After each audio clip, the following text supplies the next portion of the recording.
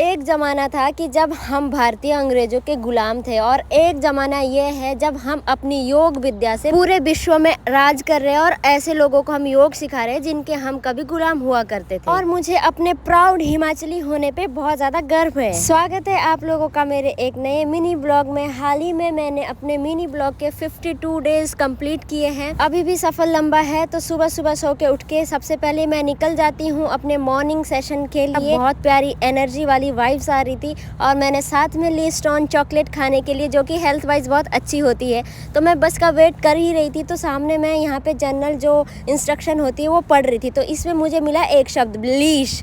मुझे पता नहीं था कि लीश होता क्या है। बाद में मुझे आज पता चला गूगल करके कि लीश का मतलब होता है जो पट्टा हम कुत्ते के गले में बांधते हैं उसको लीश बोलते हैं। तो आज का नॉलेज यही था। इसको लेके मैं निकल पड़ती हूँ अपने योगा सेशन के लिए, अपने जिम के लिए। और रास्ते में देखो कुछ इस तरह के फ्लावर दिखते हैं दुबई की सड़कों में। आप सड़कों में जाओ, गार्डन में जाओ, कहीं भी जाओ, दुबई कहीं से भी आपको बंजर नज़र नहीं आएगा। दुबई हमेशा से हरा भरा ही रहता है। तो कुछ तो सीख लेनी चाहिए हम लोगों को दुबई वालों से, क्योंकि बंजर भूमि, रेतीली भूमि होने के बावजूद भी इन्होंने प्लांटेशन सक्सेस की है। मॉर्निंग का योगा सेशन खत्म करने के बाद मैं स्टूडियो सिटी पहुंच जाती हूँ और यहाँ पे मुझे दिख जाते हैं मजदूर, जो कि हो सकता है इंडिया से हो, पाकिस्तान से हो।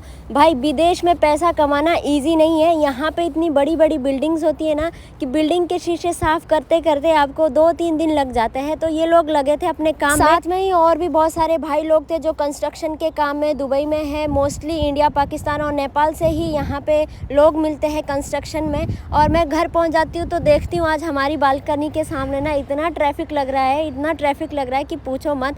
I don't know, office time जब भी रहता है शाम का 5 बजे थे और 5 बजे से 6 बजे के बीच हमारे घर के पास में ऐसा ही ट्रैफिक देखने को मिलता है।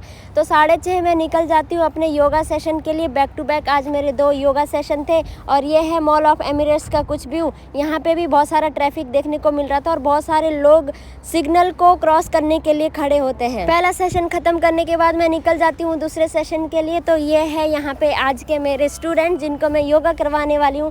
कुछ लोग हैं यूक्रेन से, कुछ है पोलैंड से। तो आज का सेशन हम लोगों ने गार्डन में किया। इतना ज़बरदस्त हवा चल रही थी और रात के 10:30 हो चुके थे।